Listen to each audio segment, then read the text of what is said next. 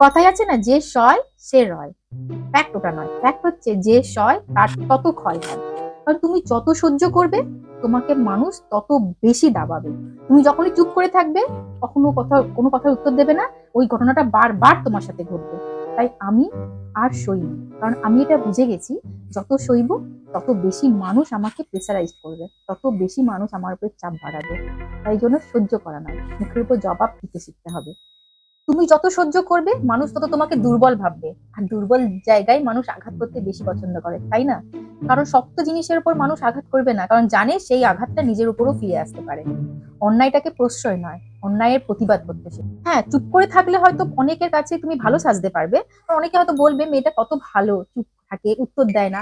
আর তুমি যখনই সঠিক উত্তর দিতে পারবে, তখনই তুমি হয়ে যাবে বাচাল। তো তাতে কি যায় আসে? আমি সঠিক উত্তর দিয়ে আমি নিজে ভালো থাকবো। অন্যের কাছে ভালো সাজার জন্য নিজেকে কষ্ট দেব, নিজে কষ্ট পাবো, তার আমার কোনো প্রয়োজন নেই। আমি অন্যকে উত্তর দিয়ে নিজে ভালো থাকবো। কারণ আমার ভালো রাখার দায়িত্ব আমার নিজের, অন্য কারণ না। অন্যায় তো কিছু করিনি, কাউকে অন্যায় কিছু বলিনি, তাহলে অন্যের কথা অন্যায় ভাবে শুনবো কেন? নিজে ভালো থাকার জন্য যেটা ভালো মনে হয় সেটাই করা উচিত।